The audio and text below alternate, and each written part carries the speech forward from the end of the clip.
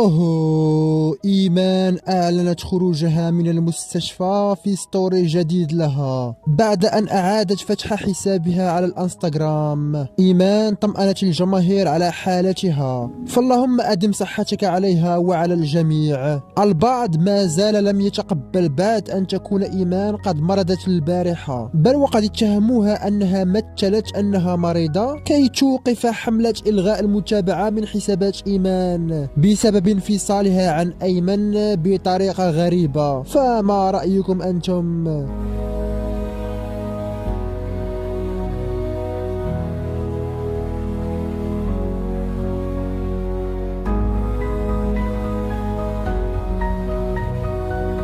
ايمان من احسن الناس اللي عرفتهم في حياتي.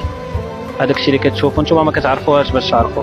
بالنسبه للناس اللي كتقول شي هضره لا هي وكدير وكتفعل، لا، اللي كندير شي حاجه راه كنديرها وانا متاكد منها، وشي حاجه كنديرها انا باغيها، وانا الاختيار ديالي نختارو ومتاكد منه.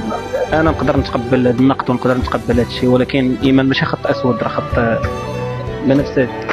مش ده هو النقطة اللي صارت بيني وبين أيمن هي سابقاته، فيقدر أي واحد يضحك عليه بشي مرحلة يضربه بيا أو يضربني بيه. ردة فعلي كانت مبنية على بزاف حوايج أنا شفتهم. أوكي. في النهاية، إذا أعجبكم الفيديو ضعوا لايك واشتركوا في القناة، ولا تنسوا تفعيل الجرس.